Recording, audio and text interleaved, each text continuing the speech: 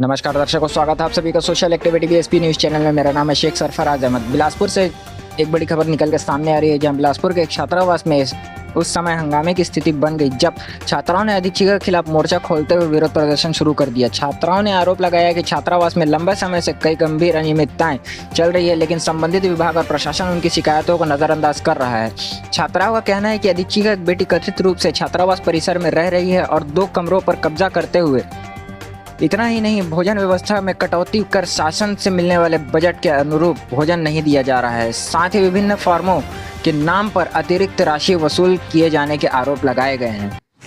हमारे हॉस्टल में बहुत सारी चीज़ें हो रही है सर, जैसे कि मैम बहुत हद तक हमें परेशान कर चुके हैं। अब काफ़ी टाइम से हम परेशान हैं।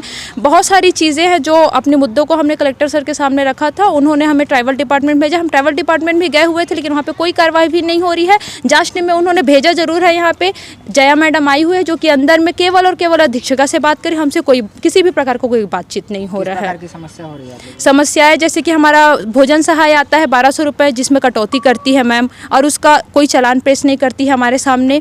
और फॉर्म जब आता है, नए फॉर्म लिए जाते हैं, उस फॉर्म को पैसे, न्यू एडमिशन में जो फॉर्म बढ़ता है उस फॉर्म के लिए भी वो 100 रुपये 200 रुपये उसका लेती है। अदर जिले वालों से 10,000 5,000 लेती है।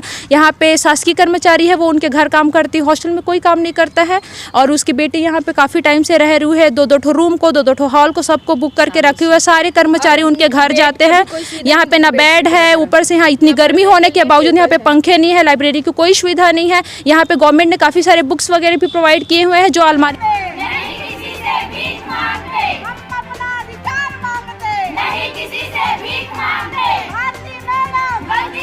बताएंगे यहाँ क्या समस्या है बच्चों के छात्रों के साथ में? देखो, अनुसूचित जाति कन्या छात्रावास में लगातार शिकायत प्राप्त हो रही थी। कहीं ना कहीं बच्चे किसी चीज़ को लेकर परेशान थे। एक तो उसमें मूलभूत सुविधा भी बहुत सारी इनसे चीज़ों से असंतुष्ट थे।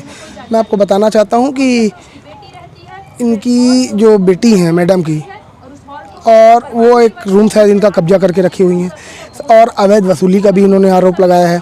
हालांकि कलेक्टर साहब के यहाँ शिकायत इन्होंने की थी, परंतु वहाँ से जांच के लिए एक टीम गठित करके भेजा गया था। परंतु उन्होंने जब आया तो बच्चों को सब सारे बाहर कर दिए, और बाहर करने के बाद वे अपना अंदर एक एसी के कमरे में जांच कर लिए बैठे बैठे, और बच्चों से बिना बात किए जाने लगे। तो छात्रों का आप आक्रोश देख रहे हैं, वो जांच अधिकारी की गाड़ी को रोक के रखे हुए हैं, और इसकी सारी शिकायत तो कलेक्टर साहब को दे दी गई है। और ये नहीं होता है, इनकी मांग अगर नहीं पूरी की जाती, इनको अगर न्याय नहीं मिलता है, तो अब इसके बाद सेकंड चैप्टर में NSUI इसमें मैदान में उतरेगी, और निश्चित रूप से मैं आपको विश्वास दिलाता हूँ, इनके हक को इनको दिलाऊंगा, और इन्हें न्याय, बच्चों को न्याय मिलेगा। जो जांच करने के लिए अधिकारी आए हुए थे, उनसे आपने बात करने की कोशिश की? वो तो ना पत्रकारों से बात करना चाहती, ना हमसे बात करना चाहती, और ना वो छात्रों से बात करना चाहती। वो सिर्फ भारती मैडम से बात करना चाहती थी। जो उनकी बात हो गई और वो चल दी। परिचय बताएंगे? लक्की मिश्रा, प्रदेश उपाध्यक्ष NSUI। तो दर्शकों, जैसा कि आप सभी ने सुना, पीड़ित छात्राओं ने बताया कि अपनी शिकायत लेकर वो कलेक्टर कार्यालय भी पहुंची थी, जहां से मामला ट्राइबल विभाग को भेजा गया। लेकिन छात्राओं का आरोप है कि अब तक कोई प्रभावी कार्रवाई नहीं की गई है। जांच प्रक्रिया भी निष्पक्ष नजर आई है।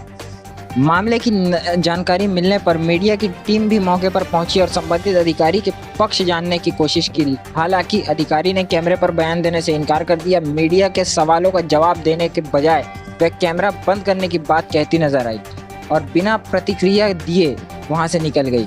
वहीं आक्रोशित छात्राओं ने साफ कहा कि जब तक उनकी शिकायतों की निष्पक्ष जांच, उचित कार्रवाई नहीं की जाती, तब तक उनका विरोध जारी रहेगा। फिलहाल के लिए इतना ही। ऐसे ही बड़ी खबरों के लिए जुड़े रहिए सोशल एक्टिविटी BSP के साथ। मेरा नाम है शेख सरफराज अहमद। आप सभी का धन्यवाद। कंटिन्यू करो ना मैडम, आप लोग।